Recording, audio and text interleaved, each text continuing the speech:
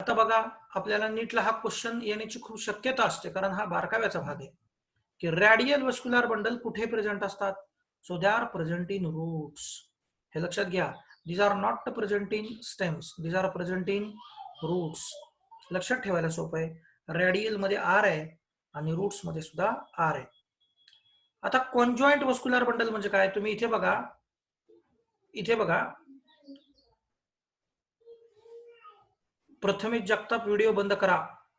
बघा आता इथे हा जो तुम्हाला जायलेम आणि फ्लोएम दिसतात, बाहेरच्या बाजूला फ्लोएम आहेत आणि आतल्या बाजूला जायलेम आहेत, आणि तुम्हाला येलो कलर मध्ये बघा, जिथे मी राऊंड करतोय ती एकच त्यांची रेडियस आहे. So if they are arranged on same radii, this is called as conjoint vascular bundle. बघा, रॅडियल शब्द आहे तेव्हा they are on a different radii. Conjoint म्हटलंय they are on a same radii. Such type of vascular bundles are seen in leaves and stems. आपल्याला अशा प्रकारचे vascular bundle कुठे बघायला मिळतात? Leaves and stem.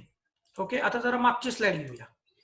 बघा, कॉन्जॉइंटचे दोन प्रकार इथे दिलेले आहेत, कोलॅटरल आणि bicollateral. This bicollateral is not mentioned in NCERT, but still we need to understand it. See, collateral मध्ये एक आहे क्लोज्ड आणि एक आहे ओपन. आता कोलॅटरल किंवा कॉन्जॉइंट म्हणजे काय आपल्याला माहिती, एकाच रेडियावरती. करेक्ट. बघा, जिथे तुम्हाला बघायला मिळेल की जायलेम आणि फ्लोएम एकाच रेडियस वरती आहेत, but cambium is absent here in the first. बघा, ही जी डबल वाली स्ट्रिप दिसते, this is nothing but the cambium. This is absent in this first. So this must be closed. क्लोज्डचा अर्थ there will be no secondary growth. आता एक मुद्दा समजून घ्या. सी, सेकंडरी ग्रोथ, शॉर्ट मध्ये लिहितो, secondary growth is because of secondary meristem. Yes or no? Is because of secondary meristem. आणि आपल्याला माहिती आहे सेकंडरी मेरिस्टेम कोण आहे इथे? कॅम्बियम. करेक्ट. आणि तुम्ही इथे बघा, दिस कॅम्बियम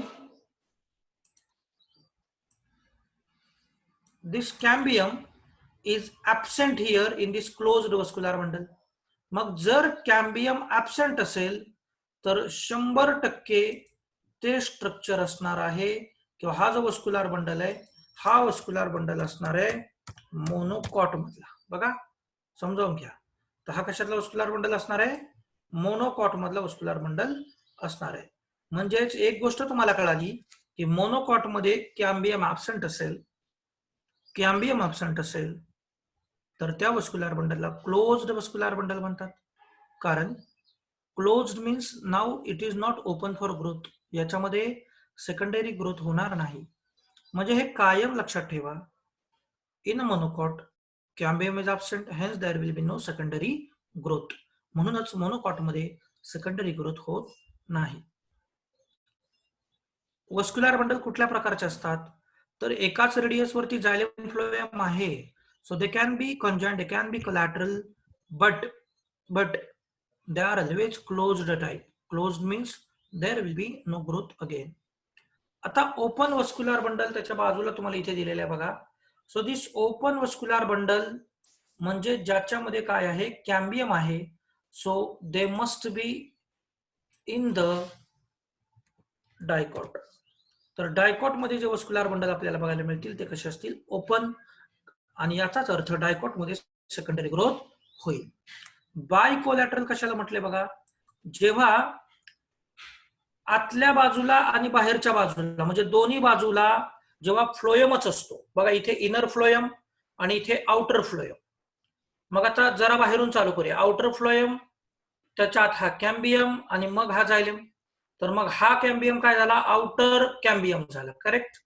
आणि तसा आता या जायलेमच्या खाली इकडे हा फ्लोएम, म्हणजे हा 2 नंबरचा कॅम्बियम झाला, म्हणजे हा इनर कॅम्बियम झाला. अशा वस्क्युलर बंडल जिकडे दोन्ही बाजूला फ्लोएम असतो त्याला म्हणतात बाय कोलॅटरल. म्हणजे बघा, कोलॅटरल हा शब्द दिलाय फ्लोएम वरून, म्हणून त्याला म्हटलंय bicollateral. Means if phloem is present on both sides of vascular bundle, such bundles are to be referred as bicollateral vascular bundles. I think you understood this.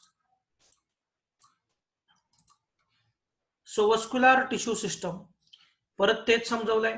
Open vascular bundles, cambium is present between xylem and phloem. हे बघा इथे तुम्हाला पांढरी strip दिसेल मध्ये याच्या. Secondary xylem and phloem tissues are formed seen in dicot stems. Secondary xylem आणि secondary phloem यांच्यामध्ये तयार होऊ शकतो. तो कसा होणार आहे ते आपण बघणार आहोत. असं फक्त डायकॉट मध्ये होतं, म्हणजे सेकंडरी ग्रोथ फक्त डायकॉट मध्ये होते, कारण त्यांच्याकडे कॅम्बियम प्रेझेंट आहे.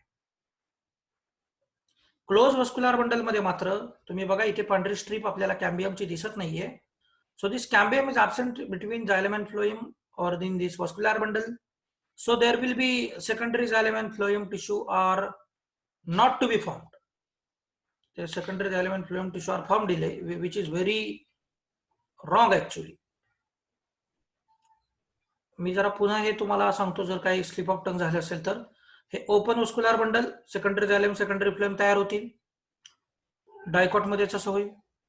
क्लोज वस्क्युलर बंडल, कॅम्बियम नाहीये. सेकंडरी जायलेम आणि सेकंडरी फ्लोएम तयार होणार नाहीत. लक्षात ठेवा, तयार होणार नाहीत. काही ठिकाणी आपण रेडीमेड स्लाइड्स घेत असतो, त्याच्यात अडचण येते कधी कधी. हा, हे खालचं वाक्य बरोबर आहे. सीन इन मोनोकॉट स्टेम्स, असं आपल्याला कुठं बघायला मिळेल? मोनोकॉट स्टेम्स मध्ये बघायला मिळेल की तिकडे क्लोज्ड वस्क्युलर बंडल असतील, म्हणजे सेकंडरी ग्रोथ होणार नाही. चला,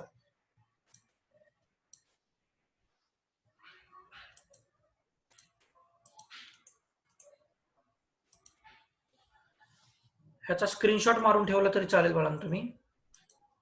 हे फार महत्वाचं आहे. मोनोकॉट आणि डायकॉट रूट मधले डिफरन्सेस बघा. पीत काय असतं वगैरे ते पुढे कळेलच, पण अगोदर डिफरन्स बघूया, म्हणजे वाचताना पुढच्या गोष्टी जास्त क्लिअर होतात. सो मोनोकॉट मध्ये पीत is well developed and large. Dicot मध्ये मात्र पीत कसं आहे? स्मॉल आहे. त्याचं कारणच आहे, सेकंडरी ग्रोथ होताना जेव्हा टिश्यूज आत आत आत आत आत वाढत जातील, तेव्हा आतला जो ल्युमेनचा आकार असतो, पीत सारखं ल्युमेन सारखं पीत असतं इकडे, त्यामुळे पीतचा आकार काय होत जाणार आहे? कमी कमी होत जाणार. म्हणजे you can compare it with lumen. पोकळी म्हणून नाही, सेंटरचा पोर्शन म्हणून. आता बाहेरची गोष्ट जर आत आत आत आत आत आली तर आतली स्पेस कमी होणार आहे, आणि डायकॉट मध्ये बाहेर ग्रोथ भरपूर होते. तर अशा पद्धतीनं पीत is a smaller in a dicot but it is well developed and large in a monocot. बघा, मोनोकॉट मध्ये जायलेम बंडलचा नंबर जास्त आहे. मोनोकॉट मध्ये जायलेम बंडलचा नंबर जास्त आहे, आणि डायकॉट मध्ये मात्र जायलेम बंडलचा नंबर कमी आहे. ह्या गोष्टी थोड्याशा लक्षात ठेवाव्या लागतील. सेकंडरी ग्रोथ मोनोकॉट मध्ये होत नाही, but secondary growth appears in dicots. Conjunctive tissue ज्या रूट मध्ये असणार आहेत, त्या conjunctive tissue are mostly sclerenchymatous. बघा, स्क्लेरन कायमाटस म्हणजे ह्या डेड असणार आहेत, लक्षात घ्या. But in the case of dicot, conjunctive tissues are mostly parenchymatous. हे काय असतं सगळं पुढे कळेल. ओके, फक्त फरक लक्षात घ्या. डायकॉट मध्ये पीच स्मॉलर आहे, जायलेम कमी आहे, सेकंडरी ग्रोथ होते, आणि कंजक्टिव्ह सेल ह्या लिव्हिंग असतात, पॅरेनकायमाटस असतात. मोनोकॉट मध्ये मात्र पीत वेल डेव्हलप्ड आहे, जायलेमचा नंबर जास्त आहे, सेकंडरी ग्रोथ होत नाही, मात्र कंजक्टिव्ह सेल ह्या डेड असतात. ओके, आता याच्यात आपण डायकॉट मोनोकॉटचं कंपॅरिझन केलं. इथे आपण फक्त डायकॉट रूट बघतोय. बघा, आपण एनसीईआरटीतल्या डायग्राम याच्यासाठी रेफर करा. बाहेरच्या बाजूला काय असणार आहे? इपिडर्मिस, त्याच्यात कॉर्टेक्स. पॅरेन्कायमा सेल्स कशा असतात? Thin walled with intercellular spaces. Transport in plant मध्ये आपण बघितलं हे एंडोडर्मिस वगैरे. एंडोडर्मिस मध्ये बघा इंटरसेल्युलर स्पेसेस नसतात, म्हणून तर तिथे सिम्प्लास्ट पाथवे आपल्याला ऑपरेट करावा लागतो. कॅस्पॅरिन स्ट्रिप्स असतात, वॅक्सी लेअर आहे जी वॉटर लिकेज प्रिव्हेंट करते, आणि म्हणूनच तर सिम्प्लास्ट तिथे होतो. ते पास केल्यानंतर मी तुम्हाला सांगितलं होतं बघा, तेवढं सगळं पास केलं तर पुढं पप्पा आपल्याला सायकल गिफ्ट देतात. त्याच्यावरून आपण लक्षात ठेवू शकतो एंडोडर्मिस नंतर पुढे काय असणार आहे? Pericycle. Pericycle is a few layers of thick walled parenchyma cells. बघा, P for pericycle, P for parenchyma cells. म्हणजे लक्षात ठेवा की पेरिसायकल मध्ये कुठल्या सेल आहेत? पॅरेन्कायमा सेल्स. सेकंडरी ग्रोथ होते. फार महत्वाचं वाक्य, चला याला मी एक अंडरलाईन करतोय, असले प्रश्न नीटला येतात.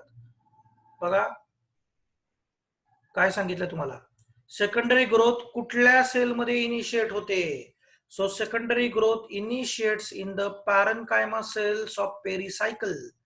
पेरिसायकलच्या पॅरेन्कायमा सेल मध्ये सेकंडरी ग्रोथ इनिशिएट होत असते. लक्षात ठेवा ही गोष्ट. Pith is smaller when compare to monocot. Vascular cylinder असतो त्यांच्यामध्ये, that is vascular cambium. Conjunctive tissue parenchymatous असतात, जायलेम आणि फ्लोएमच्या मध्ये असतात. त्यांचं काम तुम्हाला पुढे समजून जाईल. आता हा एक मुद्दा फार महत्वाचा सेपरेट करून बोल्ड केला लक्षात राहण्यासाठी. स्टील म्हणजे काय? Somebody pronounce it as a steel आहे, तुम्ही कसेही प्रोनाउन्स करा. All tissues on the inner side of the endodermis. बघा आता जरा एंडोडर्मिसच्या आत काय काय बघा. Pericycle, pith, vascular bundle.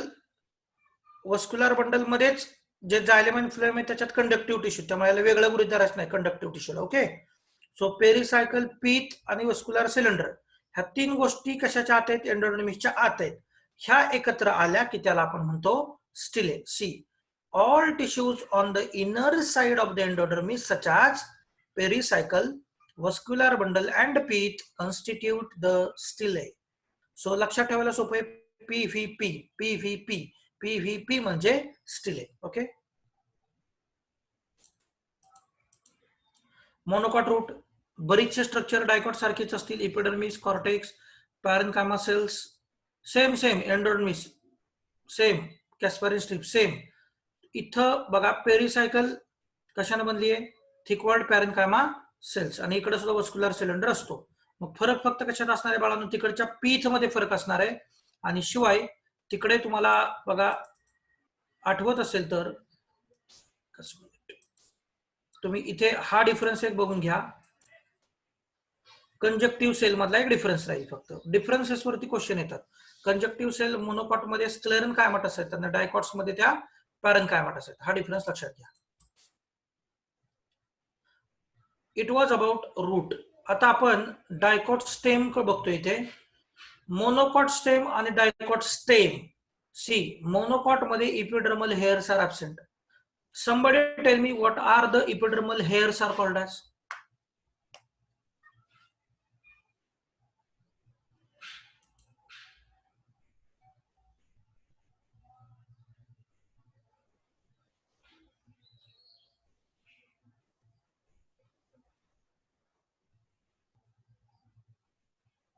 Very good. बरेच जण उत्तर देतात बघा. इपिडर्मल अपेंडेजेस मध्ये रूट हेअर्स असतील किंवा ट्रायकोम्स असतील, हे आपल्याला मोनोकॉट्स मध्ये इथे काय ऍब्सेंट आहेत. आणि डायकॉट मध्ये ते इपिडर्मल हेअर्स कसे असतात? प्रेझेंट असतात.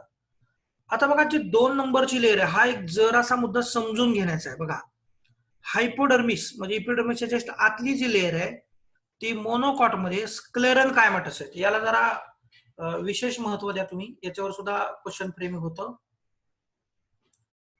बघा हायपोडर्मिस ही मोनोकॉट मध्ये स्क्लेरन कायमाटस आहे आणि डायकॉट मध्ये ती कोलेन कायमाटस आहे. आपण कोलेन कायमा बघितला. कोलेन कायमा काय करतो बाळांना आपल्याला माहिती. लिव्हिंग जे स्ट्रक्चर्स असतात त्यांना रेजिस्टन्स, त्यांना मेकॅनिकल सपोर्ट देण्याचं काम करत असतो. मग झाडं हवेने कितीही वाकली तरी पुन्हा ती नॉर्मल जागेला येतात, असं आपल्याला शक्यतो बघा डायकॉट प्लांट मध्ये बघायला मिळतं. पण जे मोनोकॉट्स आहेत, ज्याला गव्हाच्या काड्या असतात बघा, काड्या असतात, कडक असतं ते. तर कडक असतं त्याचं कारणच आहे की ते लवचिक नाही, कारण त्याच्या आतमध्ये कोलेन कायमाटस नसून त्याच्या आतमध्ये स्क्लेरन कायमाटस हायपोडर्मिस आहे. तर हा डिफरन्स तुमच्या लक्षात आला बघा. म्हणून तर वाऱ्यानं जेव्हा मोनोकॉट प्लांट खाली पडतात तेव्हा ते पुन्हा त्याच्या ओरिजिनल पोझिशनला परत येतच नाही किंवा ते लवचिक नसतात, ते मोडून जातात. वाय? बिकॉज दे हॅव स्क्लेरन कायमा in their hypodermis, but in the case of dicot they are having collenchyma. Okay, हे लक्षात ठेवा. आता पुढे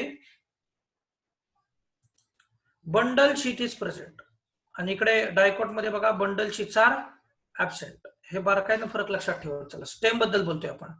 no much differentiation in ground tissue. म्हणजे ग्राउंड टिश्यू मध्ये काय फार डिफरन्शिएशन होत नाही. फॉर एक्झाम्पल आपल्याला माहिती आहे एक ग्राउंड टिश्यूचं एक्झाम्पल आपण बघितलं होतं, मिझोफिल. लिव्ज मध्ये बघा मिझोफिल सेल्स असतात, करेक्ट. आपण जरासं इमॅजिन करा, ज्या मिझोफिल सेल्स आहेत, डायकॉटचं जे लीफ असेल त्याच्यामध्ये मिझोफिल सेल हे डिफरन्शिएट झालेले असेल स्पॉन्जी आणि पॅलिसेड मध्ये बघा, स्पॉन्जी आणि पॅलिसेड आपण आता बघणारच आहे ते पुढे. असं डिफरन्शिएशन आपल्याला बघायला मिळतं डायकॉट मध्ये, but that differentiation is not seen in monocots. Monocot मध्ये ग्राउंड टिश्यूचं फार डिफरन्शिएशन झालेलं नसतं, आणि डायकॉट मध्ये मात्र डिफरन्शिएशन झालेलं असतं. वेल डिफरन्शिएटेड इंटू हायपोडर्मिस वेगळी, कॉर्टेक्स वेगळा, एंडोडर्मिस, पेरिसायकल पीथ, ह्या सगळ्यांमध्ये डिफरन्शिएशन झालेलं आहे ग्राउंड टिश्यूचं. Vascular bundles are conjoint and closed. आठवलं का बघा, वस्क्युलर बंडल्स कॉन्जॉइंट आहेत म्हणजे एकाच रेडियसवर आहेत, बट कॅम्बियम इज ऍबसेंट. आणि आपल्याला माहिती कॅम्बियम ऍबसेंट म्हणून सेकंडरी ग्रोथ होणार नाही. Okay, but in the case of dicot vascular bundles are conjoint but still open, म्हणून यांच्यात सेकंडरी ग्रोथ होणार आहे, हे लक्षात घ्या. शिवाय फ्लोएम पॅरेन्कायमा मोनोकॉट मध्ये मगाशी आपण बघितलं होतं, मोनोकॉट मध्ये ऍबसेंट असेल but it is present in dicot. Okay,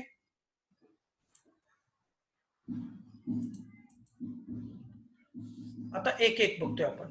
आधी डिफरन्स बघितले, आता एक एक. डायकॉट काय आहे, बाजूला इपिडर्मिस, त्याच्या आत हायपोडर्मिस. हायपोडर्मिस मध्ये काय आपण सांगितलं होतं, डायकॉट मध्ये collenchyma cells to provide the strength. Cortex आहे, पॅरेन्कायमा सेल्स आहेत, थिन वॉल्ड विथ, सेम गोष्टी असणार सगळीकडे. मुद्दाम मी हे जास्त घेतलेलं नाही, महत्वाचे मुद्दे घेतलेत कारण कळण्यासाठी की फक्त डिफरन्सेस काय ते लक्षात ठेवा. पेरिसायकल पॅचेस ऑफ स्क्लेरन कायमा असेल, हा एक मुद्दा लक्षात ठेवा. डायकॉटच्या पेरिसायकल मध्ये स्क्लेरन कायमा आहेत, आणि मोनोकॉटच्या हायपोडर्मिस मध्ये स्क्लेरन कायमा आहेत. फरक बघा, फरक बघा. Which of the following statement is correct. मध्ये स्टेटमेंट येऊ शकतात की नाही, की हायपोडर्मिस मध्ये दोघांच्या स्क्लेरन कायमा असतो. Wrong answer. डायकॉटच्या पेरिसायकल मध्ये आणि मोनोकॉटच्या हायपोडर्मिस मध्ये स्क्लेरन कायमा असतो. Correct statement. हे बघा, लक्षात घ्या. वस्क्युलर बंडल कॉन्जॉइंट आणि ओपन असतात, रिंग अरेंजमेंट असते. Ring arrangement is unique characteristic of dicot plant. Vascular cambium is present. आता डिफरन्सेस बघा, मोनोकॉट इपिडर्मिस आहे, हायपोडर्मिस आहे. फरक बघा, काय फरक आहे. स्क्लेरन कायमॅटस हायपोडर्मिस आहे. वस्क्युलर बंडल स्कॅटर्ड आहे, कॉन्जॉइंट आहे, मात्र क्लोज्ड आहे, सराउंडेड बाय स्क्लेरन कायमॅटस बंडल शीट. आणि पेरेन्कायमॅटस ग्राउंड टिश्यू यांच्याकडे सुद्धा आहे, पण ती वेल डिफरन्शिएट झालेली नाही. फक्त डिफरन्सेस लक्षात ठेवा. आता लीफ बद्दल बोलतोय आपण. लीफचं स्ट्रक्चर आहे का जरा पुढे, हा आहे. एक काम करूया, आधी लीफचं स्ट्रक्चर बघा. तुम्ही तुमचे दोन हात एकमेकाला जर बरोबर फेस टू फेस नमस्कार करतो आपण तसे जर जोडून बघितले तर बघा, जरा जोडा तसे हवं तर. आणि दोन्ही बाजू बघा आता तुम्ही हाताच्या, तुम्हाला दोन्ही बाजूला सेम स्ट्रक्चर बघायला मिळेल. If it is same on both side, it is called as isodiametral or not isodiametral, it is isobilateral. आता एक हात काढला तुम्ही तर तळहात वेगळा दिसेल तुमचा आणि पाठीमागची बाजू वेगळी दिसेल. जेव्हा हे दोन बाजू वेगळ्या असतात, that is called as dorsiventral. Okay, म्हणजे डॉर्सल बाजू वेगळी आणि वेंट्रल बाजू वेगळी. तर बघा, आयसो बायलॅटरल म्हणजे दोन्ही बाजू सेम असं आपल्याला बघायला मिळतं मोनोकॉट मध्ये, बट दोन्ही बाजू वेगळ्या असं आपल्याला बघायला मिळतं. मी काय बोललो, एक मिनिट. दोन्ही बाजू सेम असं आपल्याला बघायला मिळतं मोनोकॉट मध्ये, पण दोन्ही बाजू वेगळ्या असं आपल्याला बघायला मिळतं डायकॉट मध्ये. मग आता अप्पर इपिडर्मिस आणि लोअर इपिडर्मिस ह्या दोन्ही वेगळ्या असतील तर त्याला नावं पण वेगळी देऊया. सो अप्पर इपिडर्मिसला बाळांनो म्हणतात अडॅक्सियल इपिडर्मिस. इथे तुम्ही बघू शकता, सी, अडॅक्सियल इपिडर्मिस. आणि लोअर इपिडर्मिस मागच्या बाजूची जी आहे, खालच्या बाजूची आहे, त्याला म्हणतात अबॅक्सियल इपिडर्मिस. लक्षात ठेवायला सोपं आहे. अबॅक्सियल, बॅक्सियल मध्ये बॅकचं प्रोनाउन्सिएशन आहे. तर लोअर आहे ती अबॅक्सियल आहे आणि अप्पर आहे ती अडॅक्सियल आहे. साधं लॉजिक लावा. पानं जेव्हा झाडावरती सनलाइटला एक्सपोज करतील तेव्हा अडॅक्सियल इपिडर्मिस वरती असेल तर अडॅक्सियल इपिडर्मिस जास्त एक्सपोज होईल. मग जर अडॅक्सियल इपिडर्मिस जास्त एक्सपोज झाली तर स्टोमॅटाचा नंबर जर तिथं जास्त असेल तर ट्रान्सपिरेशनचा रेट सुद्धा जास्त असेल. म्हणून डायकॉट लीफ मध्ये अडॅक्सियल इपिडर्मिस पेक्षा अबॅक्सियलला स्टोमॅटाचा नंबर जास्त असतो. डायकॉट मध्ये अडॅक्सियल इपिडर्मिस पेक्षा अबॅक्सियल इपिडर्मिसला स्टोमॅटाचा नंबर जास्त असतो. तुम्ही शिवाय बघा, हे जे आता जे पूर्ण हायलायटर इथे फिरतोय, this whole tissue is nothing but a ground tissue called the mesophyll. तर ही मिझोफिल डिफरन्शिएट झाली बघा. ही जी पिलर लाईक सेल आहे that is palisade mesophyll, correct. आणि इथे खाली जे स्पॉन्जी दिसते, असे गोल गोल ग्लोब्युलर स्ट्रक्चर दिसत आहेत, ओव्हल स्ट्रक्चर दिसत आहेत, this is spongy mesophyll. Means mesophyll is differentiated and mesophyll is a type of ground tissue. आणि आपण आत्ताच 2 मिनिटापूर्वी सांगितलं होतं की मोनोकॉट मध्ये ग्राउंड टिश्यू लेस डिफरन्शिएट झालेले असतात, बट डायकॉट मध्ये त्या वेल डिफरन्शिएटेड असतात. So this is the structure of dicot leaf, and see example is given here that mesophyll is differentiated into palisade mesophyll and spongy mesophyll. हे लक्षात कसं ठेवाल बघा. असं लक्षात ठेवा की ही जी पिलर लाईक आहे, यांनी दाबलं म्हणून खालच्या गोष्टी गोल गोल झाल्या. त्यामुळे लक्षात ठेवा अप्पर इपिडर्मिस किंवा अडॅक्सियलच्या बाजूला पिलर लाईक पॅलिसेड असतात. लक्षात ठेवायला तेही सोपं आहे बघा. P for pillar like, P for palisade. वरच्या बाजूला हो, हे लक्षात ठेवा की पिलर लाईक त्या वर असणार आणि गोल गोल त्या खाली असणार. सो स्पॉन्जी मिझोफिल अबॅक्सियलच्या बाजूला असतील आणि पॅलिसेड मिझोफिल अडॅक्सियलच्या बाजूला असतील. आपण प्रिव्हियस स्लाइड आता वाचून घेऊया बघा. लीफ, मोनोकॉट, स्टोमॅटा, अगोदर डायकॉट वाचूया. स्टोमॅटा ऑन लोअर सरफेस, त्याचे स्टोमॅटा मॅक्सिमम कुठं असणार आहेत? Lower surface. पण मी आत्ताच सांगितलं की मोनोकॉटची वरची आणि खालची बाजू वेगळी नाहीच आहे, त्यामुळे दोन्हीकडे स्टोमॅटाचा नंबर इक्वल असायला पाहिजे. So stomata equally distributed on both upper and lower surfaces. Dicot मध्ये बलिफॉर्म सेल ऍबसेंट असतात. आता बलिफॉर्म सेल एक्झॅक्टली कसे असतात, काय काम करतात ते सांगतो. Bulliform cells may be present on upper surface. बघा लक्ष द्या, मोनोकॉट मध्ये जे ग्रासेस मध्ये बलिफॉर्म सेल आपल्याला बघायला मिळतील त्या काय असतात? लक्ष द्या, दीज आर कलरलेस सेल, की ज्यांच्याकडं जर त्या टर्गर असतील, म्हणजे त्या जर टर्जिड असतील, तर लीफ सरफेस त्या एक्सपोज करतात. म्हणजे तुम्ही हाताची मूठ बंद करा आता, तर हे आहे क्लोज्ड लीफ. परंतु जर टर्जिडिटी असेल, त्यात फुल वॉटर असेल बलिफॉर्म सेल मध्ये, तर आता हात ओपन करा, असं लीफ काय होणार आहे? एक्सपांड होणार आहे. But once transpiration rate will be high, if there will be loss of water from that cells will become flaccid, आणि फ्लॅसिड झाल्या तर त्या अशा एक्सपोज होऊ शकणार नाहीत, एक्सपांड होऊ शकणार नाहीत. मग आता हळूहळू करंगळीकडनं हळूहळू तुम्ही जर हात झाकायला सुरुवात केला तर तुमच्या लक्षात येईल there will be curling of your hand. That is curling of leaf will be taken place to prevent or to minimize the loss of water through the respiration, and that is the role of boliform cell. That boliform cells may be present on upper surface in monocot, but these are absent in dicots. Mesophyll is not differentiated here in the monocot, but mesophyll is differentiated into palisade and spongy parenchyma in the dicot. बघा इथं dicot leaf पुन्हा सगळं समजवलंय जे मी तोंडी समजवलं. Epidermis, adaxial epidermis upper surface of leaf, abaxial epidermis म्हणजेच lower surface of leaf, more stomata on abaxial epidermis. हे पुन्हा पुन्हा लिहिलेल्या स्लाइड याच्यासाठी टाकलेले आहेत की तुम्ही ह्याचे स्क्रीनशॉट मारून you can use it as a notes. बघा डायकॉट मध्ये mesophyll is made up of parenchyma cells. मग डिफरन्शिएशन झाले पॅलिसेड पॅरेंकायमा आणि स्पॉन्जी पॅरेंकायमा. पॅलिसेड पॅरेंकायमा म्हणजे इलॉंगेटेड सेल्स आहेत arranged parallel to each other to the adaxial side. Spongy parenchyma, round cells with large spaces and air cavities to the abaxial side. Vascular bundle seen in a vein and midrib, surrounded by thin-walled bundle sheath cells. एक वाक्य इथं समजून घ्या.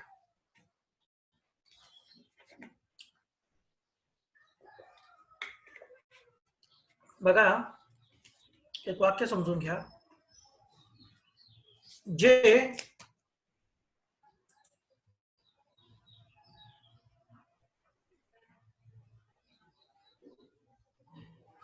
yes, I'll explain you what is midrib. Somebody asked what is midrib.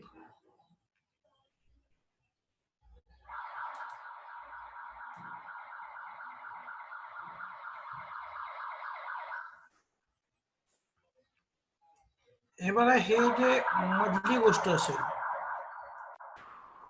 ह्या अशा तुमच्या बाकीच्या व्हेन्स असतील, व्हेनलेट्स असतील, हे जे मध्ये आहे this one, this is nothing but this is जे आता ही काढली बघा, ही रेश काढतो इथे, this is midrib here. Okay, तर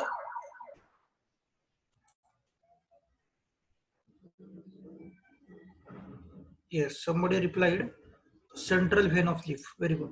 बघा, तर वाक्य सांगत होतो मी तुम्हाला एक महत्वाचं वाक्य काय होतं बघा. Number of no size of vascular bundle, हे बघा इथे दिले बघा, vascular bundle seen in veins and midrib. म्हणजे इथे पण वस्क्युलर बंडल असणार आहे. समजा मी व्हेन काढली आणि इथे पण वस्क्युलर बंडल असणार आहे. Suppose this is midrib, correct. तर इथे वस्क्युलर बंडल केवढ्या आकाराचे असतील, साधी गोष्ट आहे बघा. इथे वस्क्युलर बंडल केवढ्या आकाराचा असेल, इथे वस्क्युलर केवढ्या आकाराचे असतील, हे कशावर डिपेंड असणार आहे, तर त्याच्या फेन्स आणि मिडरिपच्या साईजवर डिपेंड असणार आहे, करेक्ट. आता बघा, मोनोकॉट्समध्ये जे व्हेनेशन असतं, म्हणजे ह्या ज्या व्हेन्स असतात, they are parallel to each other. त्यामुळे त्या सगळ्या व्हेन्सची साईज बऱ्यापैकी सिमिलर आहे. मग साईज बऱ्यापैकी सिमिलर, तर मग वस्क्युलर बंडल पण बऱ्यापैकी similar. Yes, but such condition will not be seen in a dicot leaf because there is a reticulate venation. म्हणजे यांच्यामध्ये सगळा गुंता आहे. यांच्या ज्या काही व्हेन्स आहेत, यांचा आकार सिमिलर असणार नाहीये, लक्षात घ्या. वेगळा वेगळा आकार असू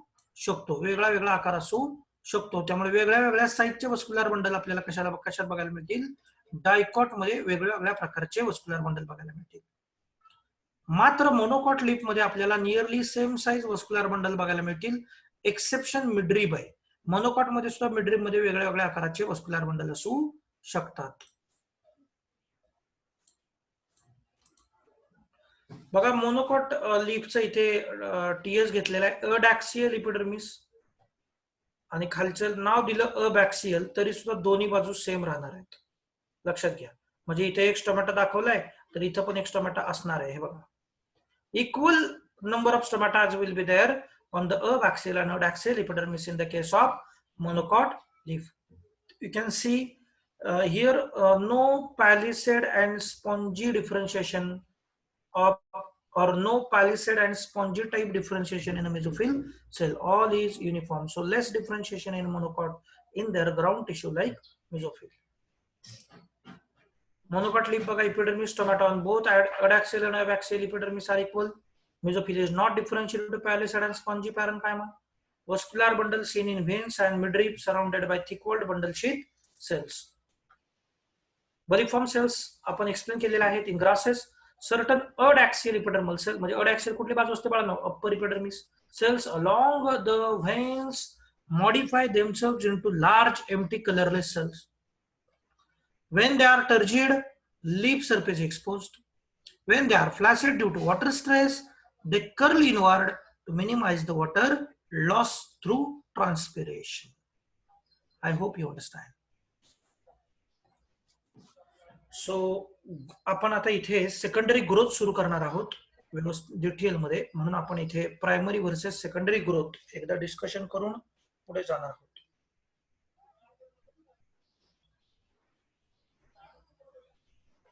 okay, so primary versus secondary growth. Primary growth of roots and stem lengthwise, याच्यातला महत्वाचा जर काय भाग असेल तर that is lengthwise. Apical meristem याच्यामध्ये रोल प्ले करतात, लक्षात घ्या. प्रायमरी ग्रोथ लेंथ वाईज होते, अपायकल मेरिस्टेम त्याच्यामध्ये रोल प्ले करतात. Secondary growth of roots and stem कशी होते बाळांनो, गर्थ वाईज, आणि याच्यात रोल कोण प्ले करतं, lateral meristem. Anybody of you tell me what are the different types of apical meristem? I want 4 names. Try to give me 4 names. What we discussed in last lecture. Apical meristem ची 4 नावं मला लगेच chart मध्ये पाठवा. चला, I'm waiting. Sam RAM बाळा, ही 2च झाली. Pushkar, shoot apical मेरिस्टेमचे 2 प्रकार बघितले होते आपण, ते मला ऐकायचे तिथे actually. Shoot up, yes, somebody mention इंटरकॅलरी. अजून एक ऍक्झिलरी बड, करेक्ट. येस, तर बघा बारकावा आलाय आता तुमच्याकडे. Shoot apical meristem, root apical meristem, axillary bud and intercalary meristem, all are apical meristems. आता सेकंडरी ग्रोथ ज्यांच्यापासून होईल गर्थ वाईज, त्या लॅटरल मेरिस्टेमची नावं सांगा. ती आपण माग आत्ताच डिस्कस केली आहे.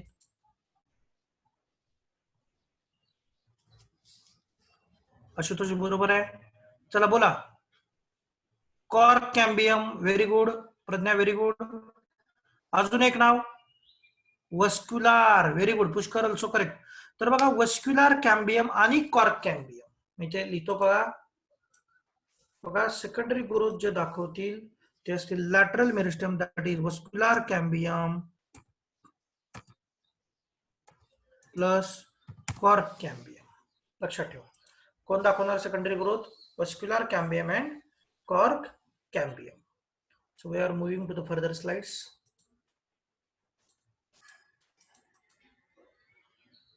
काय असते सेकंडरी ग्रोथ?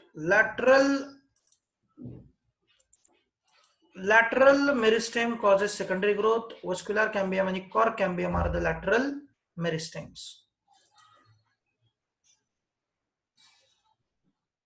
बघा मी याच्या पुढे सुद्धा एक दोन स्ट्रक्चर तुम्हाला कळण्यासाठी टाकलेली आहेत. 2-3 वेळा समजल्यावर ह्या गोष्टी नीट समजतात म्हणून. तर तुम्ही आता मी ज्याला गोल करतोय बघा, इथे दाखवतोय ना, हा मेरिस्टेम बघा, हा वस्क्युलर बंडल बघा. जी तुम्हाला आउटर साइड दिसते इथे बघा, इथे that is primary phloem, correct. आणि इथे आता आत दिसते आपल्याला, this is nothing but primary xylem. Very good. खर तर इथे तुम्हाला एका वस्क्युलर बंडलच्या मध्ये हा जो एक एरो दिसतोय, this is fascicular cambium. You can also call it as a intrafascicular cambium. So fascicular cambium जिथं म्हटलंय, that is present, you can see here, that is present within one vascular bundle. See, fascicule म्हणजेच bundle, एकाच बंडलच्या आत आहे म्हणून याला इंट्राफॅस्किक्युलर म्हटलंय. But if you see this something here, it is not present in one vascular bundle, it is present in between two vascular bundle. बघा आपण जर इंट्रा क्लास कॉम्पिटिशन म्हटलं तर आपल्या एका वर्गातली कॉम्पिटिशन असेल. पण आपण इंटर क्लास कॉम्पिटिशन म्हटलं तर 8वी आणि 9वीच्या वर्गात कॉम्पिटिशन असेल, 9वी आणि 10वीच्या वर्गात कॉम्पिटिशन असेल. सो दॅट इज इंट्रा म्हणजे आपल्याच वर्गात फक्त कॉम्पिटिशन असेल. कळतंय? तर बघा या दोघांच्या मध्ये जो आहे, दिस वन इज इंटरफॅस्किक्युलर कॅम्बियम, परंतु एकट्याच्या आत आहे, दिस is one is fascicular cambium. आता एक मुद्दा इथे समजून घ्या. बघा मी जर समजा एक राऊंड इथं काढतोय,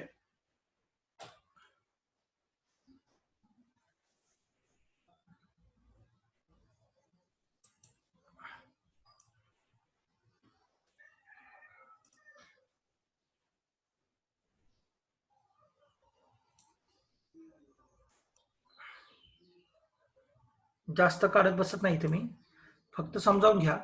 तर हा जो पोर्शन आहे,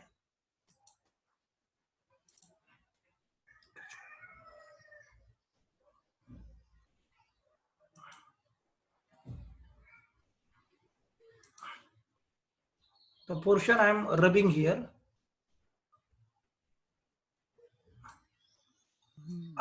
आता मी जो स्ट्रक्चर इथं खोडून टाकलेले पहा, किंवा इथे खोडून टाकतो बघा, हे जे खोडून टाकलेलं स्ट्रक्चर आहे,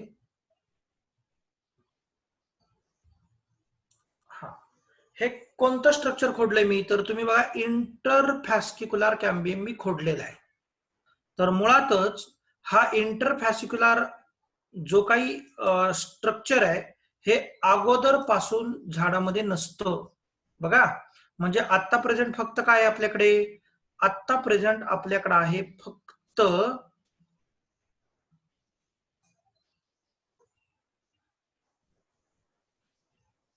हा पोर्शन किंवा हा पोर्शन, तुम्ही त्याला काही म्हणा, नुसतं फॅस्किक्युलर कॅम्बियम म्हणा किंवा जास्त करेक्ट खरं तर इंट्राफॅस्किक्युलर कॅम्बियम आहे.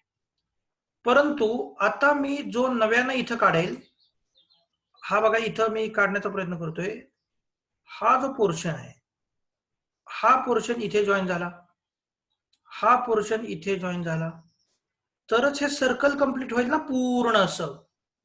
म्हणजे एक काम करूया आपण, थोडासा वेळ जाऊ द्यायच्यात.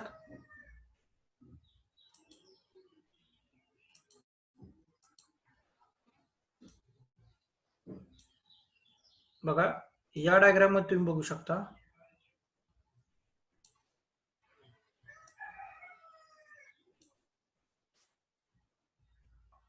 हा पोर्शन म्हणजेच this interfascicular cambium is not present from early life. हा नंतर आलेला, लक्षात घ्या. हा आता तुम्हाला लक्षात येईल की this vascular bundles are in patches. इथे तुम्हाला कंप्लीट सर्कल बघायला मिळत नाहीये. परंतु जर आता इथे नव्यानं फॉर्म झाला, बघा इथे नव्यानं फॉर्म झाला, इथे नव्यानं फॉर्म झाला, इथे नव्यानं फॉर्म झाला, इथे नव्यानं फॉर्म झाला, इथे फॉर्म झाला आणि इथे फॉर्म झाला, तर ते सर्कल पूर्ण बनलं. तर माझा क्वेश्चन असा आहे, दिस कॅम्बियल ring, that circle is nothing but the ring. That cambial ring formation is taken place after the development of option A, intrafascicular cambium, option B, interfascicular cambium.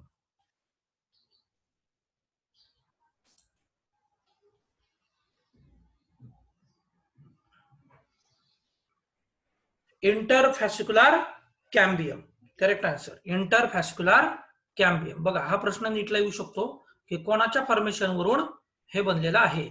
बघा शिवाय एक गोष्ट आणखीन क्लिअर करा की जे आधीपासून असतात ते प्रायमरी असतात आणि नंतर असतात ते सेकंडरी असतात. So what do you think is a secondary in origin? Yes, answer is correct. what will be the secondary in origin? Intrafascicular or interfascicular? And the answer is, bola, yes, interfascicular is secondary in origin. Okay, so I think you all understood. We will move to the next slide.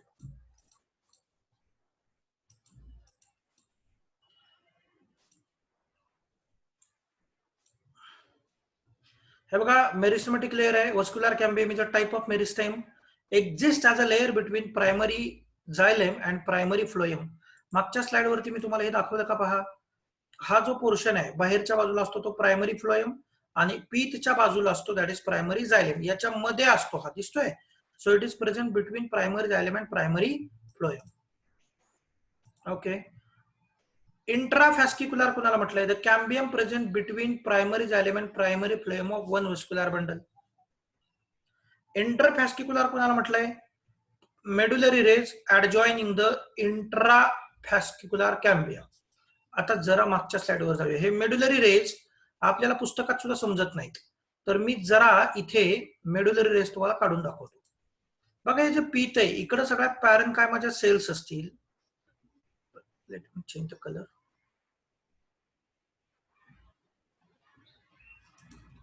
इथे ह्या ज्या पॅरेन्कायमा cells असतील या अशा झाडाला बघा चिरण्या पडतात, तुम्ही बघितलं असेल तर हे मेडुलरी रेज आहेत बघा सगळे. आता मेडुलरी रेज म्हणजे काय, तर त्याच्यामध्ये पॅरेन्कायमा सेल्स असतात. खरं तर त्या पॅरेन्कायमा सेल्स पासून इथे हे जे स्ट्रक्चर तयार होतात, हे बघा जसं I will show it in yellow colour. तर हे बघा आता ह्या ज्या मेडुलरी रेज होते त्याच्यापासून हे कुठं तयार झालं असं मी दाखवतोय. तुमच्या लक्षात येतं का? बघा मी दाखवतोय कशाच्या जागी, जिथं इंटरफॅस्क्युलर कॅम्बियम आहे त्याच्या जागी. म्हणजेच इंटरफॅस्क्युलर कॅम्बियम हा कशापासून बनलाय हे तुम्हाला आता कळालं असेल. तर हा इथल्या मेडुलरी रेज पासून बनलेला आहे. आलं लक्षात?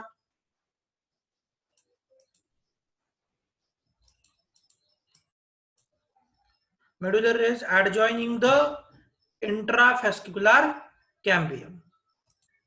Vascular cambium, formation of a cambial ring, a continuous ring of cambium. बघा इथे तुम्हाला कंटिन्युअस रिंग बघायला मिळेल.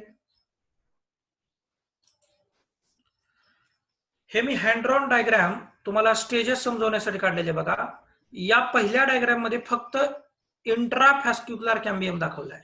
म्हणजे बघा त्याच्यात पण इथं नाव लिहिले, हे बाहेर आहे प्रायमरी फ्लोएम, आतल्या बाजूला आहे प्रायमरी जायलेम, आणि मध्ये आहे, आता एकच वस्क्युलर बंडलच्या मधली गोष्ट आहे ही, एकाच वस्क्युलर बंडलच्या मधली गोष्ट आहे.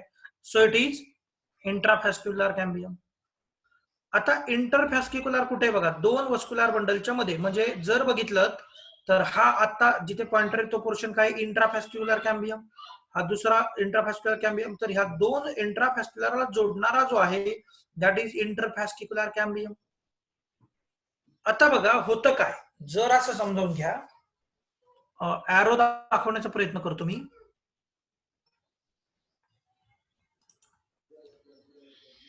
हे जे तुम्हाला मध्ये दिसतोय दॅट इज द कॅम्बियम. या कॅम्बियम पासून प्रायमरी फ्लोएमच्या बाजूला जी ग्रोथ होते बघा, प्रायमरी कॅम्बियम हा मेरिस्टेमॅटिक आहे, त्यामुळे त्यापासून नवीन सेल कट ऑफ होतील आणि नवीन सेल बनतील. तर ज्या सेल्स आउटवर्ड साईडला किंवा फ्लोएम साईडला, प्रायमरी फ्लोएम साईडला ग्रो होतील, त्या सर्व सेल्स इथे मी येलो कलरने हायलाइट केल्या, त्यांना काय म्हणायचं, सेकंडरी फ्लोएम. म्हणजे प्रायमरी फ्लोएमच्या बाजूला कॅम्बियम पासून जे काही बनेल दॅट इज सेकंडरी फ्लोएम. तसंच सेम या कॅम्बियम पासून आतल्या बाजूला सुद्धा गोष्टी बनतील. आतली बाजू कोणाची, जायलेमची बाजू आहे, प्रायमरी जायलेम होता, तर मग आता 99 जो बनेल दिस विल बी सेकंडरी जायलेम. म्हणजे जर तुम्ही आता इथं जर हे बघितल्या, स्टेजेस बघितल्या, तर सुरुवातीला इथं मधली लेअर काय आहे, फक्त कॅम्बियम, परंतु त्याच्या इथे लेअर अजून कुठली बाळांनो, बाहेरच्या बाजूला प्रायमरी फ्लोएम, आतल्या बाजूला कुठली लेअर आहे बाळांनो, प्रायमरी जायलेम. परंतु आता आपण ॲरो दाखवून हे परत क्लिअर करूया की या कॅम्बियम पासून जे आउटर साइडला बनेल ते काय आणि इनर साइडला बनेल ते काय, that is the question here. Yes, तर जे बाळांनो प्रायमरी फ्लोएमच्या बाजूला नव्यानं बनेल that will be secondary phloem, आणि प्रायमरी जायलेमच्या बाजूला जे काय बनेल दॅट विल बी सेकंडरी जायलेम. म्हणजे आता तुम्हाला जर आतून बाहेर सिक्वेन्स बघितला किंवा विचारला तर you can easily tell it. आतून बाहेर काय सिक्वेन्स आहे बघा, primary xylem, secondary xylem, vascular cambium, secondary phloem and primary phloem. Correct? I hope you understood.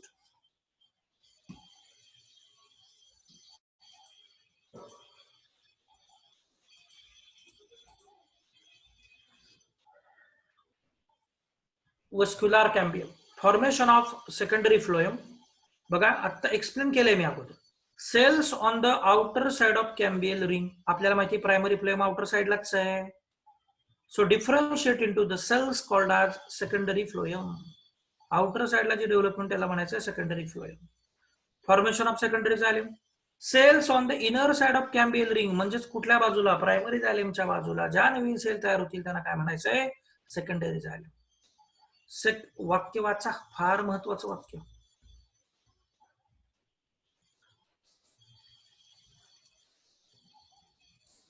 Secondary xylem produced more than secondary phloem. Actually या कॅम्बियमची ऍक्टिव्हिटी इनर साइडला जास्त असते आउटर साइड पेक्षा, त्यामुळं आतमध्ये आता तयार होते सेकंडरी जायलेम आणि बाहेर तयार होते आता सेकंडरी फ्लोएम. आतमध्ये जर ऍक्टिव्हिटी जास्त असेल तर आतल्या बाजूला डेव्हलपमेंट जास्त होईल आणि बाहेरच्या बाजूला डेव्हलपमेंट कमी होईल. आतमध्ये तयार होतं सेकंडरी जायलेम, म्हणून सेकंडरी जायलेम जे काय तयार होईल त्याचं प्रमाण सेकंडरी फ्लोएम जे तयार होईल त्याच्यापेक्षा जास्त असतं. असले प्रश्न निघला येतात, लक्षात ठेवा.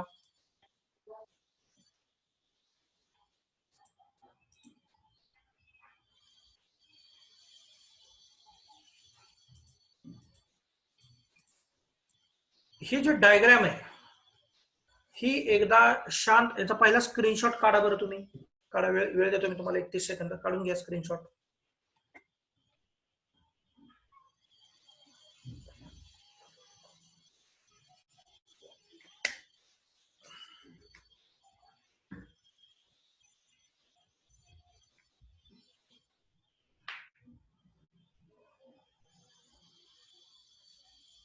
चला लक्ष द्या आता. हे बघा, हा बाहेरचा पोर्शन जो आता दाखवतोय बघा इथे हायलाइट ना, तो बघूच नका.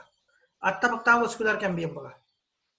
ओके, मी एक इथे रेश टाकतो आडवी बघा, तिथून वरती आता बघायचंच नाही आपल्याला.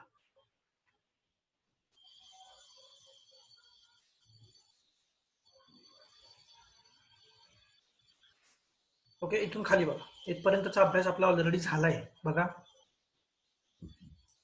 इथे तुम्हाला दिसेल वस्क्युलर कॅम्बियम, इथे तुम्हाला अगोदरपासून असणारा प्रायमरी जायलेम आणि आतमध्ये हा पीत आहे बघा, पीत, पीतच्या बाजूला प्रायमरी जायलेम आहे. इथे तुम्हाला बघायला मिळेल, अरे बापरे, बघायलाच मिळत नाहीये, प्रायमरी फ्लेमच तुम्हाला इथे कुठे दिसत नाहीये. काय दिसतोय फक्त सेकंडरी फ्लेम. कारण सांगतो बाळांनो, लक्ष द्या. हा जो प्रायमरी जायलेम आहे, या वस्क्युलर बंडल कट होऊन बघा आतल्या बाजूला एरो दाखवलाय, सेकंडरी जायलेम तयार झाला. या सेकंडरी जायलेमचं प्रोडक्शन इतकं जास्त आहे, इतकं जास्त आहे की यानं बाहेर सगळ्या लेयर्स वरती प्रेशर सुरू केलं, सगळीकडे प्रेशर सुरू केलं, आतही थोडंसं प्रेशर सुरू केलं. त्यामुळं प्रायमरी जायलेम सुद्धा क्रश व्हायला सुरू झाला, बट प्रायमरी जायलेम थोडासा शिल्लक राहिला. सेकंडरी जायलेममुळे सगळे प्रेशर तयार होते, हे लक्षात ठेवा बरं का, कारण नवीन प्रोडक्शन कोणाचं जास्त आहे, सेकंडरी जायलेमचं.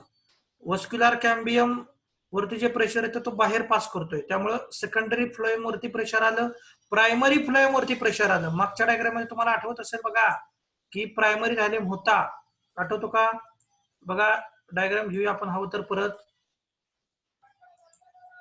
हा, इथे तुम्ही बघा, इथे प्रायमरी फ्लोएम तुम्हाला दिसेल, प्रायमरी फ्लोएम बघा, इथे प्रायमरी फ्लेम तुम्हाला दिसेल.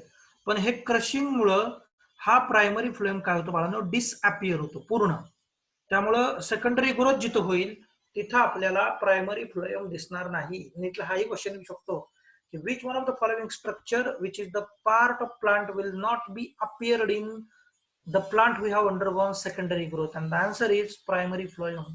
प्रायमरी फ्लोएम आपल्याला तिथे सापडणार नाही, लक्षात ठेवा. तर मी तुम्हाला आत्ताच सांगितलं की आपल्याला फक्त सध्या इथून खालचा पोर्शन बघायचा, correct? Okay, so now we will focus more on this diagram. Primary xylem तसाच आहे, काय हरकत नाही. सेकंडरी जायलेम तयार झाला आतल्या बाजूला, बाहेरच्या बाजूला सेकंडरी फ्लोएम तयार झाला आणि प्रायमरी फ्लोएम नष्ट झाला क्रशिंग मुळे.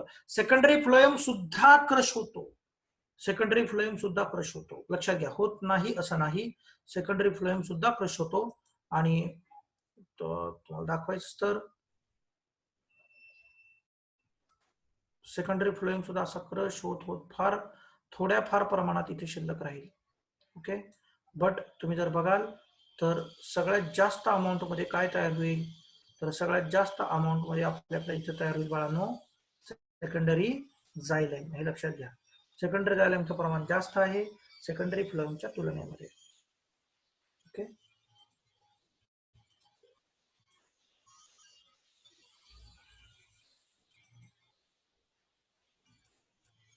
आता काय होतं बघा, या सगळ्याच प्रेशर इकडे वरच्या लेयर्सवर आल्यामुळं इथे बाजूला असणाऱ्या आपल्या ज्या झाडाचे कव्हरिंग असतात, एपिडर्मल सेल्स असतात, त्या लेयर्स असते ती ब्रोक होते, ब्रेक होते पूर्ण. After breaking it that walls need to be replace, कारण झाडाला प्रोटेक्शन तर असायलाच पाहिजे.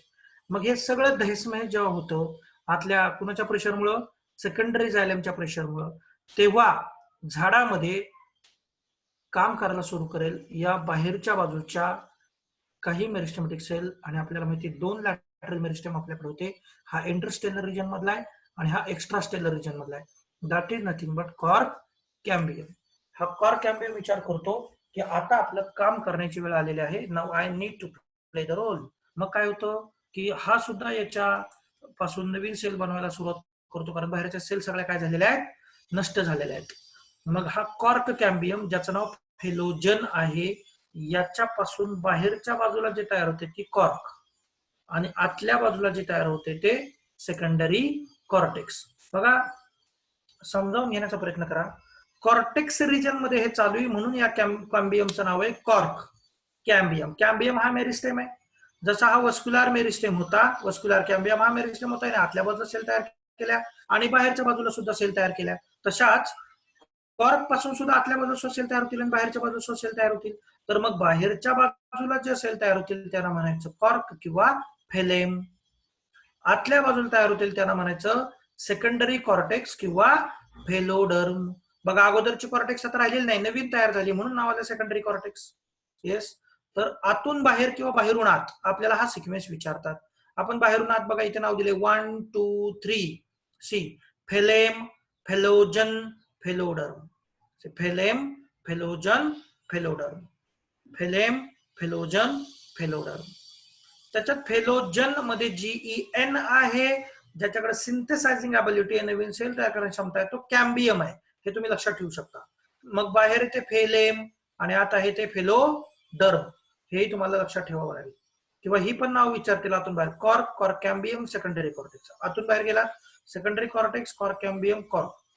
जर तुम्ही टोटल लेअर बघितल्या तर बघा, primary xylem 1, secondary xylem 2, vascular cambium 3, secondary phloem 4, secondary cortex 5, cork cambium 6 आणि कॉर्क 7. इतक्या लेअर तुम्हाला सेकंडरी ग्रोथ मध्ये बघायला मिळतील.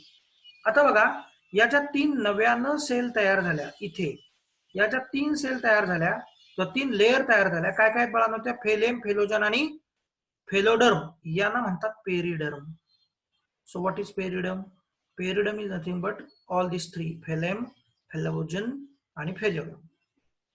आता या पेरिडर्म मध्ये जर सेकंडरी फ्लोएम ऍड केला तर या स्ट्रक्चरला आपल्याला म्हणायचे bark. So bark is a non technical term which includes everything outside vascular cambium. बघा, तुम्ही इथे आरामात हे लक्षात ठेवू शकता.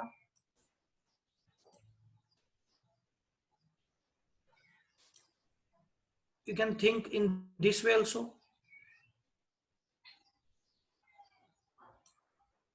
Everything outside vascular cambium is referred as a bark.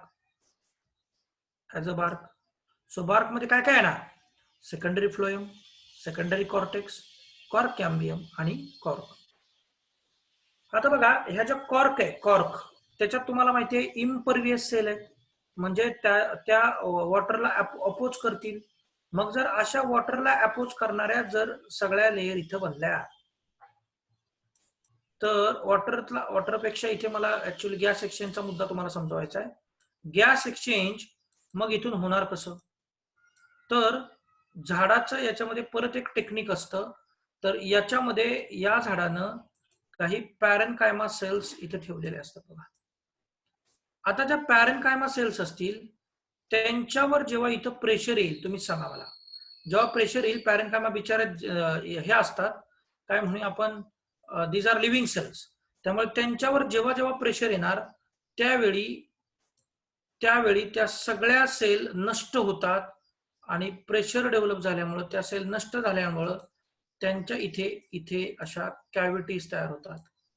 and that cavities are nothing but lenticels, and through that lenticels there is a gaseous exchange. मग आता त्या ठिकाणावरून इथे गॅसेस एक्सचेंज होऊ शकतात. That clear? बघा, अशा पद्धतीनं इथे तुम्हाला गॅसेस एक्सचेंज होण्यासाठी पोर्स तयार झाले by the formation of lenticels.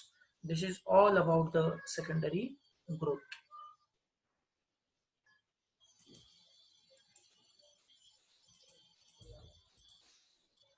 Cork कॅम्बियमची माहिती सांगितली आहे बघा.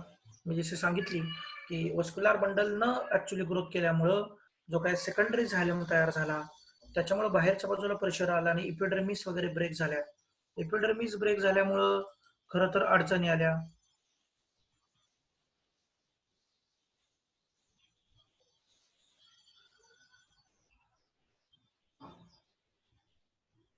Yes yes Saurabh, yes. So cork cambium, a layer of meristematic tissue which develops around the cortex region. What it does, it replaces the broken epidermis during secondary growth. Cells on the outer side differentiate to form cork, and cells on the inner side gives rise to secondary cortex. आता bark काय सांगितलं होतं मी? All tissues exterior to the vascular cambium, therefore including secondary phloem. Cell layers constituting bark काय असतील मग? Secondary phloem plus periderm. Periderm मध्ये काय असेल मग? सगळ्यात आतल्या बाजूला सेकंडरी कॉर्टेक्स, मग कॉर्क, आणि मग बाहेरच्या बाजूला काय असणार त्याच्यामध्ये? सेकंडरी कॉर्टेक्स, कॉर्क कॅम्बियम, आणि बाहेरच्या बाजूला कॉर्क. दुसरी नाव बघितली आपण तर बाहेरून आत काय असेल? फेलेम, फेलोडम, फेलेम, फेलोजन, आणि आतमध्ये फेलोडर्म. क्लिअर आहे? आता आपण इथं बघणार आहे उड. झालं, शेवटच्या 5-10 मिनिटात टॉपिक संपून जाईल आपला, बरोबर 9:30 पर्यंत. स्प्रिंग वूड किंवा अर्ली वूड, ऑटम वूड किंवा लेट वूड. जरासं आठवा, आता जे सांगितलं होतं की तो जो कॅम्बियम आहे कॅम्बियम आहे, तो जो कॅम्बियम आहे त्याच्यापासून आतल्या बाजूला काय तयार होईल, सेकंडरी झायलेम. सर्वांनी वाक्य समजून घ्या. That secondary xylem is nothing but wood. That secondary xylem is nothing but wood. मग आता मला सांगा, त्याच्या कॅम्बियमची ऍक्टिव्हिटी ती काय 12 महिने वर्षभर सेमच राहील का बाळांनो? नाही, त्याची ऍक्टिव्हिटी सीझन नुसार बदलेल. म्हणजे सीझन नुसार सेकंडरी झायलेम किती बनणार त्याचं प्रमाण ठरेल. आणि मग सेकंडरी झायलेमलाच आपण वूड म्हणतो. म्हणजेच प्रत्येक सीझन मध्ये वूड सेम रेटनं बनणार नाही. So spring wood. Cambium is very active in the spring and produces spring wood. म्हणजे काय कळतंय का? स्प्रिंग वूड तेव्हा बनेल जेव्हा कॅम्बियम खूप ऍक्टिव्ह आहे. म्हणजे तिथे सेकंडरी झायलेमचा प्रमाण 100% जास्त असणार. बघा खाली वाचा. possesses large number of xylem elements, vessels with wider diameter and conducts more water. सगळ्या पद्धतीनं त्याची ऍक्टिव्हिटी फास्ट असेल आणि पाणी भरपूर त्याच्यात ट्रान्सपोर्ट होतंय, त्यामुळे त्याचा कलर हा लायटर असेल आणि डेन्सिटी मात्र कमी असेल. ऑटम मध्ये काय होतं बाळांनो? ऑटम मध्ये कॅम्बियमची ऍक्टिव्हिटी तितकी फास्ट नसते, त्याला लेटवूड पण आपण म्हणतो. Cambium is less active during winter and produces latewood. possesses fewer xylem element. xylem elementचा नंबर कमी असेल, त्यामुळे वेसलचा डायमीटर कमी असेल आणि पाण्याचं प्रमाण कमी वाहत असल्यामुळे त्याचा कलर डार्कर असेल आणि डेन्सिटी जास्त असेल. You can see here in this diagram. See, जे तुम्हाला ह्या पांढऱ्या पट्ट्या दिसत आहेत याचा तिकडे क्रॉस सेक्शन घेतला आपण, अर्ली वूड. जे डार्क दिसतंय तुम्हाला that is late wood. So खाली पट्टीत बघा, early wood, late wood, early wood. ह्या ये काय असतात बाळांनो? बघा, अल्टरनेटिव्ह कॉन्सेंट्रिक रिंग्स आहेत. या ज्या रिंग्स आहेत त्या are also called as annual rings, आणि त्याच्यावरून आपण झाडाचं वय काढू शकतो. सो सॅपवूड आणि हार्टवूड याच्यातलाही फरक समजून घेऊ. इथे या डायग्राम मध्ये लक्ष द्या. तुम्हाला हा जो सेंट्रल पोर्शन दिसतोय एका झाडाचा मधला पोर्शन, डार्क कलर जो तुम्हाला दिसतोय इथे, जिथे ऍक्च्युली डेड मटेरियल असतं. डेड मटेरियल असतं, लिग्निनचं प्रमाण जास्त असतं याच्यात. गम्स, रेझिन्स, टॅनिनचे कंपाऊंड जास्त असतात आणि त्यामुळं हे जे झाड आहे हे मायक्रोबियल ऍक्टिव्हिटीला, झाडाचा हा जो पोर्शन आहे हा मायक्रोबियल ऍक्टिव्हिटीला रेजिस्टंट असतो. त्यामुळे याची ड्युरेशन ऑफ सर्व्हायवल खूप जास्त असणार आहे जर आपण कशासाठी वापरलं तर. त्यामुळे या झाडाला ड्युरॅमन पण म्हणतात ह्या पोर्शनला. ओके, सो सेंट्रल पोर्शन जो आहे दॅट इज हार्टवूड. हा पाणी कंडक्ट करण्याचं अजिबात काम करत नाही. हाही मुद्दा समजून घ्या. बघा, हा पाणी कंडक्ट करणार नाही. Heartwood never conducts water. Okay, but if you think about sapwood, this portion always conduct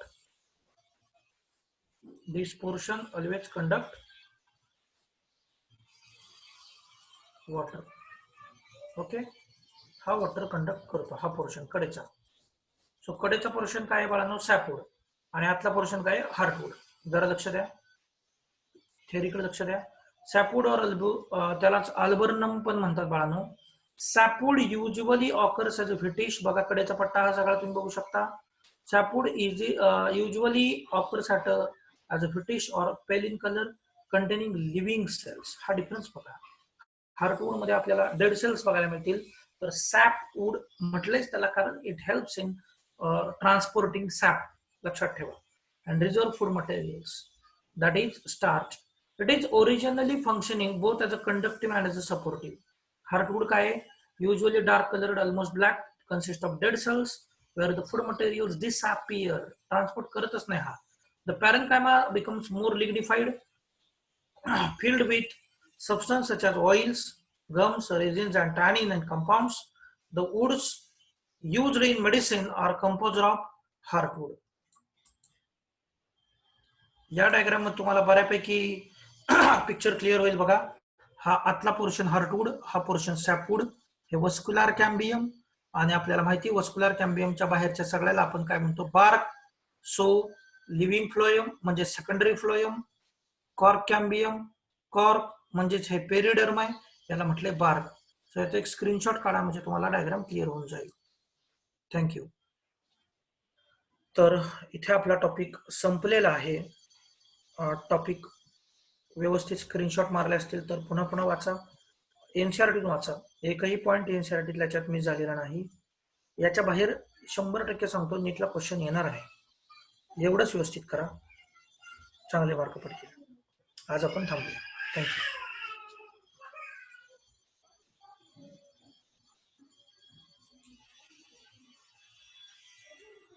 last slide कोणाला तरी बघायची आहे, आपण त्याला previous slide.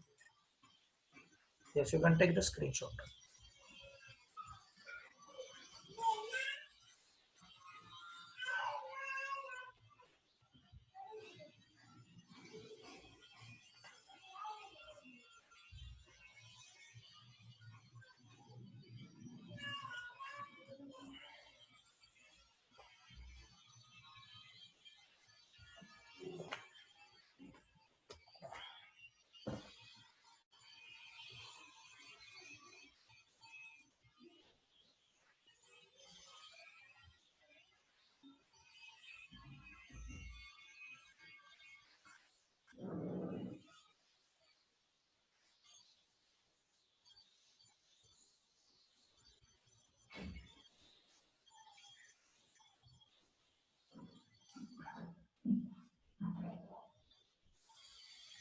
No Pragya, cork cambium दिला नाही इथे.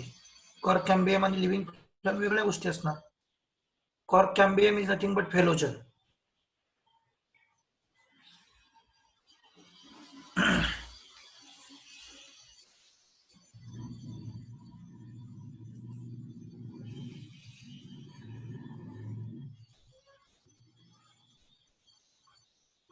येस, आज नक्की पाठवतो. डायजेशन आणि ॲब्सॉर्प्शनची आपली टेस्ट राहिलेली आहे, ते सरांच्याकडे आज पाठवतो, सर कंडक्ट करतील. ठीक आहे, आणि याची टेस्ट पाठवतो, ही लवकरच द्या तुम्ही. ओके, थांबूया आपण.